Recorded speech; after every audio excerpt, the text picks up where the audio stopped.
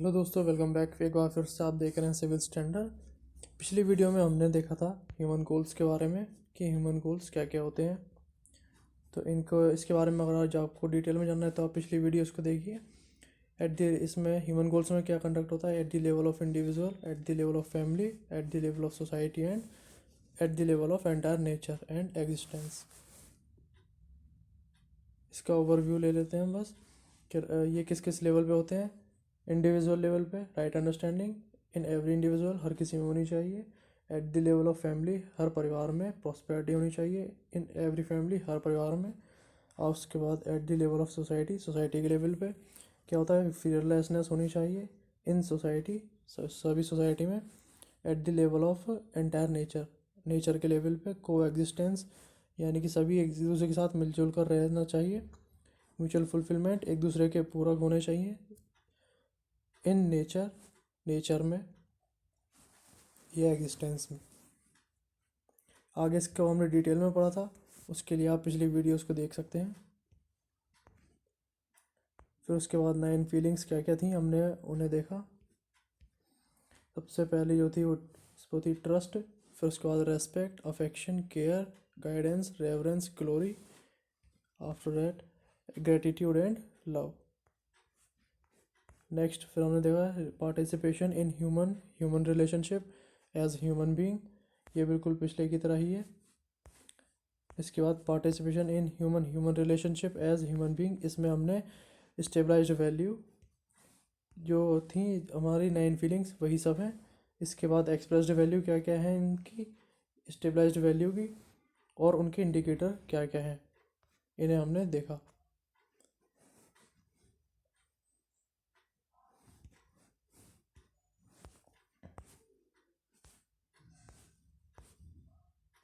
अगर आपने पिछली वीडियोस नहीं देखी हैं तो पहले आप उन्हें देखिए, उसके बाद आगे की वीडियोस को देखिए। यहाँ तक हमने पिछली 2 वीडियो में कवर कर चुके हैं। ये उसका हिंदी में है, कन्वर्ट किया हुआ है। यहाँ से हम देखेंगे कि एब्सेंस वैल्यू क्या क्या होती हैं। स्टेबलाइज्ड वैल्यू क्या थी, ट्रस्ट। इसकी एक्सप्रेस्ड वैल्यू थी कम्प्लीमेंट्रीनेस, इसको हम पहले देख चुके हैं। इसमें एब्सेंस वैल्यू क्या होती है, एब्सेंस वैल्यू होती है फियर। फियर यानी कि डर। अगर हम किसी पर ट्रस्ट करते हैं तो क्या नहीं होगा वहाँ पे, फिर डर नहीं होगा, उस व्यक्ति से हम डरेंगे नहीं अगर हम किसी पर भरोसा करते हैं तो। इसी तरह से रेस्पेक्ट अगर हम किसी की करते हैं तो फिर वहाँ अहंकार नहीं होगा और डिप्रेशन नहीं होगा वहाँ पे। हम उस व्यक्ति मतलब उसकी किसी भी बात से डिप्रेस नहीं होंगे।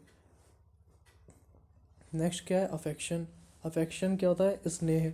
स्नेह की एक्सप्रेस्ड वैल्यू है कमिटमेंट। और क्या नहीं होगा वो होगा अपोजिशन, जेलसी। अगर हम किसी के प्रति अफेक्शन है, अफेक्शन की फीलिंग रखते हैं, तब क्या होगा एब्सेंस वैल्यू, पहला होगा अपोजिशन और दूसरा क्या होगा जेलसी। ये यहाँ पर नहीं होंगे, उसका हम अपोजिशन नहीं करेंगे, किसी बात का विरोध नहीं करेंगे, और ईर्ष्या भाव नहीं होगा, जेलसी नहीं होगी। नेक्स्ट क्या है, केयर। केयर स्टेबलाइज्ड वैल्यू है, यानी कि 9 फीलिंग्स में से 4th केयर है। इसकी स्टेबलाइज्ड वैल्यू है जेनेरोसिटी, यानी कि उदारता, उदारता। और इस जब किसी की कोई केयर करता है तो क्या नहीं होगा वहाँ पे, उसका शोषण नहीं करेगा वो, एक्सप्लॉयटेशन वहाँ पर नहीं होगा। ये क्या होगी, एब्सेंस वैल्यू। ठीक है, और आगे देखते हैं। नेक्स्ट है गाइडेंस। गाइडेंस, अगर किसी को दिशा निर्देश दिया जाएगा तो क्या होगा वहाँ पे, सहजता। किसी को कोई बात बतानी है, कहनी है, तो किस तरह से कही जाएगी, सहजता के साथ। और उस वहाँ पर उसका क्या होगा कि जिसको हम बता रहे हैं या जो हमारी बात सुन रहा है, वहाँ पे उसका रिएक्शन, जो प्रतिक्रिया होगी वो नेगेटिव वे में यहाँ पर नहीं होगी। हालांकि वो बात अपनी कहेगा, कोई बात है वो उसे कहनी है, लेकिन जो रिएक्शन होगा अपोजिट वाला वो नहीं होगा गाइडेंस में। नेक्स्ट क्या है,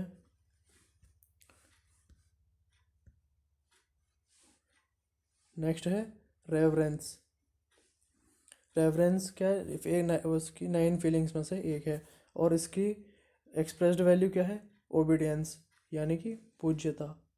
और इसमें एब्सेंस वैल्यू क्या है, टू बी स्पेशल, यानी कि विशेषता, विशेषता। या और नेक्स्ट क्या है, डोमिनेंस, शोषण, ये नहीं होगा। जो एब्सेंस वैल्यू होंगी वो क्या क्या होंगी, विशेषता और शोषण, ये दो इसमें नहीं होंगी। नेक्स्ट है ग्लोरी। ग्लोरी क्या है, वैभव, चमक, और इसकी एक्सप्रेस्ड वैल्यू है ईज, यानी कि सरलता। अगर जैसे मैंने एग्जांपल दिया था उस वीडियो में कि एपीजे अब्दुल कलाम का, कि अगर हम यहाँ पर देखें कि उनकी ग्लोरी है, ग्लोरी क्या है, ये एक फीलिंग है, वो कब आती है, वो आती है सरलता, जब सरलता आ जाती है व्यक्ति में।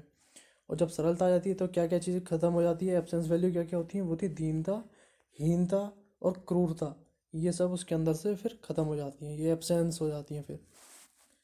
नेक्स्ट क्या है, ग्रेटिट्यूड, यानी कि ग्रेटिट्यूड के आभार व्यक्त करना एक तरह से। तो ये कब होगा, इसकी एक्सप्रेस वैल्यू क्या होगी, सेल्फ रिस्ट्रेंट होगी। क्या होगी, सेल्फ रिस्ट्रेंट, यानी कि सौम्यता। क्या होगी, हिंदी में सौम्यता। और क्या एब्सेंस हो जाएगा इसमें, थैंकलेसनेस, कृतज्ञता होगा, यानी कि अगर किसी ने कोई मदद की है किसी की, तो उस व्यक्ति को उसका आभार रखना चाहिए। और वहाँ से क्या चीज़ ख़त्म हो जाएगी, थैंकलेसनेस ख़त्म हो जाएगी। नेक्स्ट क्या है, लव। लव क्या है, कंप्लीट वैल्यू है यहाँ पे। जो कंप्लीट वैल्यू क्या होती है, ये होती है लव। और इसकी जो एक्सप्रेस्ड वैल्यू है वो है अनैनिमिटी, अनन्यता, धीरता, वीरता और उदारता। ये इन शब्दों से हम क्या करते हैं, इसको एक्सप्रेस कर सकते हैं, काइंडनेस, बेनिफिशियंस एंड कंपेशन। ये शब्द क्या बता रहे हैं, ये इसकी लव की एक्सप्रेस्ड वैल्यू है। तो ये सभी आप समझ गए होंगे। चलिए नेक्स्ट पर चलते हैं।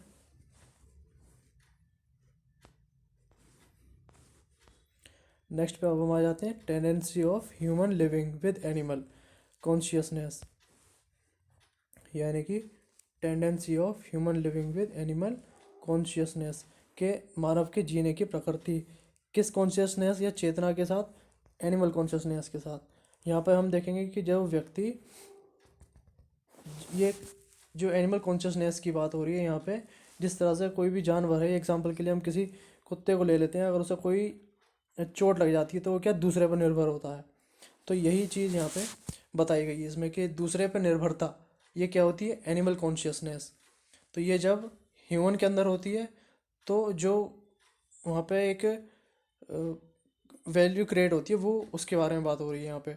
टेंडेंसी ऑफ ह्यूमन लिविंग, के लोगों के जीने का जो तरीका है, विद ह्यूमन कॉन्शियसनेस, के जो जानवरों के जीने का तरीका है उसकी तरह। तो इसके अब हम डिटेल मतलब इसको समझेंगे। रेचेडनेस, रेचेडनेस क्या होता है, रेचेडनेस होता है, अगर इसको हम शाब्दिक अर्थ देखें हिंदी में तो वो होगा मनुष्यत। The feeling I can not take care of my body, hence I resort to being dependent to other, यानी कि यह भावना कि मैं अपने शरीर की देखभाल नहीं कर सकता, इसलिए मैं दूसरे पर निर्भर होने का सहारा लेता हूँ। इसका जो हिंदी में हम समझेंगे तो ये एक फीलिंग होगी एक तरह से, कि मैं अपनी खुद की देखभाल नहीं कर सकता, मुझे दूसरे की सहारे की ज़रूरत है। तो ये इसके लिए एक शब्द क्या दिया है, वो है रेचेडनेस। और दूसरा क्या है, क्यूनिंगनेस। क्यूनिंगनेस को समझेंगे कुछ इस तरह से, जैसे कि अगर आपके घर में कोई पालतू कुत्ता है या कोई भी जानवर है, तो वो कई बार कुछ जैसे थोड़ा सा लाड़ दुलार पाने के लिए क्या करता है, बहुत मासूम सी शक्ल बना के पास में आके बैठ जाएगा, कू कू की आवाज़ करेगा, जब प्यार से वो करता है तो क्या है, वो चालाकी करता है। क्यूनिंगनेस का क्या मतलब होता है, चालाकी, यानी कि वो अपने किसी काम के लिए थोड़ी सी चालाकी दिखाएगा। The feeling I can not take care of my body, hence I resort to building the other, beguiling the other, यानी कि यह भावना कि मैं अपने शरीर की देखभाल नहीं कर सकता और इसलिए मैं दूसरे को थोड़ा धोखा देने के सहारा लेता हूँ। तो ये जो फीलिंग आती है ये क्या है, cunningness. The feeling I can not take care of my body, कि मैं अपने स्वयं की देखभाल नहीं कर सकता, hence I resort to beguiling the other, मैं दूसरे का सहारा लेता हूँ चालाकी के साथ। ठीक है। तो नेक्स्ट है क्रुएल्टी। क्रुएल्टी का क्या यहाँ पे यूज़ है, the feeling I can not take care of my body, hence I resort to forcefulness and violence, कि जब तक कोई फोर्सफुली नहीं मुझसे कुछ कहेगा, या कोई शोर शराबा नहीं होगा, मार पिटाई नहीं होगी, तब तक कि वो व्यक्ति काम नहीं करेगा। तो ये कब होगा, ये क्रुएल्टी वाली जो वो होती है, भावना होती है, ये कब होती हैं तीनों, रेचिडनेस, क्यूनिंगनेस और क्रुएल्टी, ये कब आती है, एनिमल कॉन्शियसनेस में आती है। जब टेंडेंसी ऑफ ह्यूमन लिविंग, यानी कि जब मानव के जीने का जो तरीका होता है वो एनिमल कॉन्शियसनेस की तरह हो जाता है, तब ये क्रिएट होती हैं। इस क्रुएल्टी वाले को हम इस एग्जांपल से समझ सकते हैं कि क्लास में कुछ बच्चे ऐसे ज़रूर होते हैं कि जब तक टीचर उन पर जैसे फोर्सफुली काम के लिए नहीं कहेगा कि ये काम चाहिए, या फिर कोई टेस्ट वगैरह नहीं लेगा, तब तक हम पढ़ेंगे नहीं। तो ये जो एक फोर्सफुलनेस वाली वो यहाँ पे भावना आती है, फीलिंग होती है, या वॉयलेंस की, कि जब छोटे बच्चे होते हैं कि कई बार वो शैतानी ज़्यादा करते हैं तो थोड़ा मार पिटाई का सहारा लेना पड़ता है, हल्का से डांट फटकार लगानी पड़ती है। तो वॉयलेंस जो क्रिएट होती है, या फोर्सफुलनेस जो होती है, वो किस भावना में चली जाती है, एनिमल कॉन्शियसनेस में। और इसका जो वर्ड यहाँ पे दिया गया है फोर्सफुलनेस और कॉन्शियसनेस का, वो जो वर्ड दिया गया है वो है क्रुएल्टी। ठीक है, मैं समझता हूँ इतना क्लियर हो गया होगा आपको। चलिए नेक्स्ट पे चलते हैं।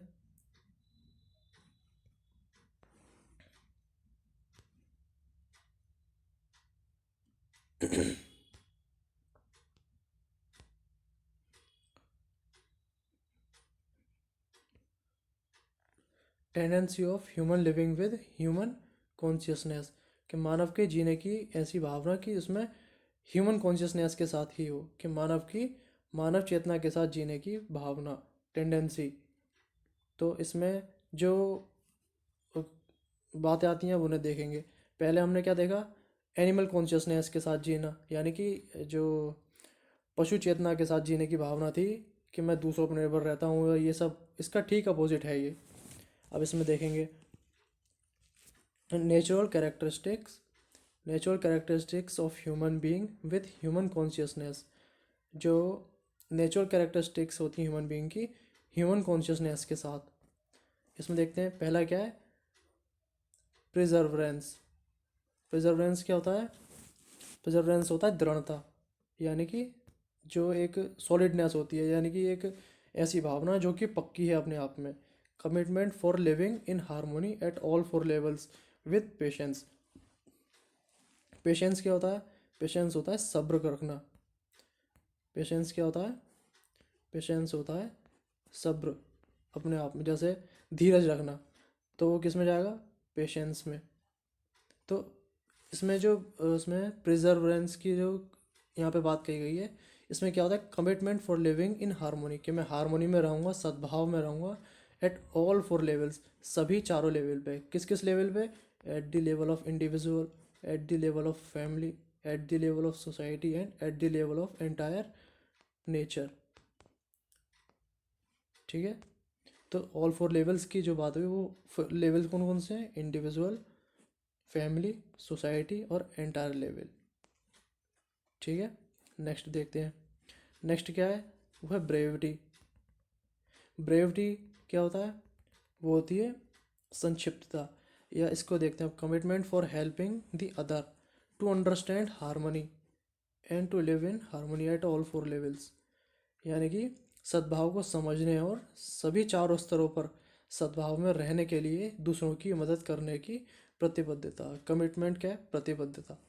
तो यहाँ पर देखेंगे हम, कमिटमेंट फॉर हेल्पिंग, यानी कि हम दूसरों की मदद करेंगे, किस में, अंडरस्टैंड हारमोनी, क्या हारमोनी को समझने में, and to live in harmony, harmony में रहने के लिए, किस किस लेवल पे, ऑल फोर लेवल्स, सभी चारों लेवल पे, हारमोनी में रहने और जीने के लिए, समझने और जीने के लिए।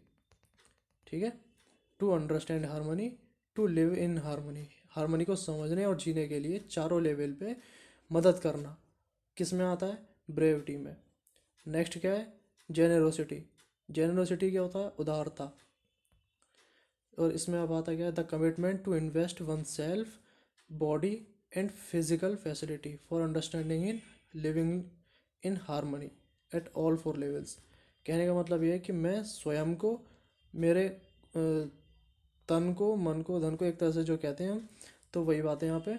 कमिटमेंट टू इन्वेस्ट, कि मैं अपने आप को उसमें जैसे कि कुछ किसी की सेवा के लिए मैं अपने आप को उसमें खपा दूंगा, यानी कि इन्वेस्ट कर दूंगा।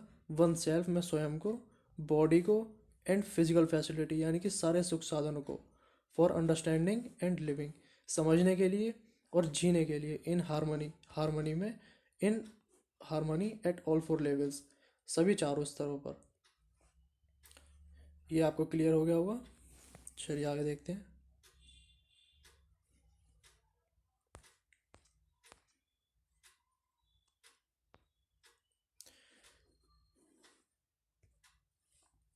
Tendency of human living with human consciousness, वही हमारा पीछे वाला चल रहा है।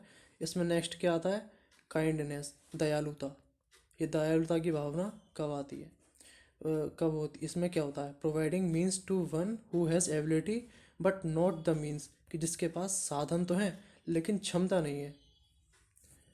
सॉरी, इसमें उसके पास क्षमता तो है लेकिन उसके पास साधन नहीं है। तो ये जब उसकी मदद करना है यहाँ पे उस व्यक्ति की, तो ये किस तरह से आता है? ये होता है दयालुता में।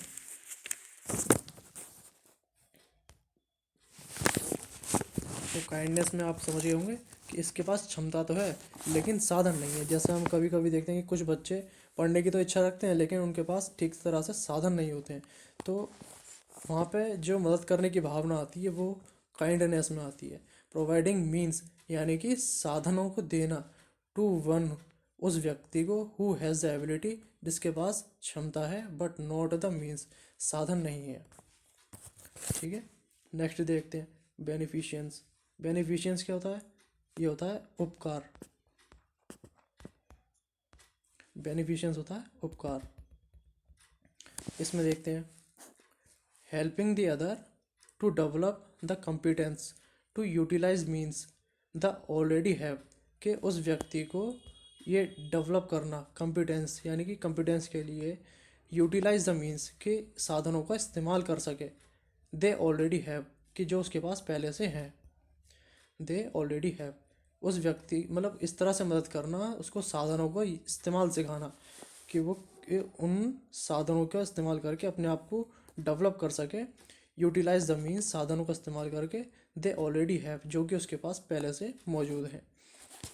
तो ये किस में आता है? ये होता है बेनिफिशियंस में। ये जो बताना, उसको समझाना कि किस तरह से काम करना, ये आएगा उपकार में। नेक्स्ट है कंपैशन। कंपैशन क्या होता है? दया। हेल्पिंग द अदर अनकंडीशनली, कि बिना किसी ये सोचे कि मेरे को वापस कुछ मिलेगा। अगर मैं किसी को कुछ दे रहा हूँ तो ज़रूरी नहीं है कि वो मुझे मिले, इस भावना के साथ उधर से कुछ मिले, इस भावना के साथ किसी की मदद करना। To develop the competence as well as the means, ये कम्पिटेंस को डेवलप करना as well as the means, means के साथ, टू फुलफिल हिज नीड, उसकी ज़रूरतों को पूरा करते हुए। Not have either the ability nor the means, जिसके पास ना तो साधन है और ना ही क्षमता है उसकी मदद करना, और बिना इस विचार के कि मुझे वापस कुछ मिलेगा इसकी मदद करने से। तो ये किस में आते हैं? सभी ये आते हैं ह्यूमन कॉन्शियसनेस में। ठीक है, चलिए।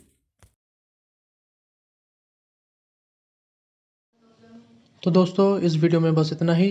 वीडियो देखने के लिए आपका धन्यवाद। वीडियो अगर पसंद आई हो तो वीडियो को लाइक करें, चैनल को सब्सक्राइब करें। अगर आप इसी तरह की और भी वीडियो चाहते हैं तो चैनल से अपडेटेड रहने के लिए बेल आइकन दबाना ना भूलें। और कोई भी आपका कमेंट या कोई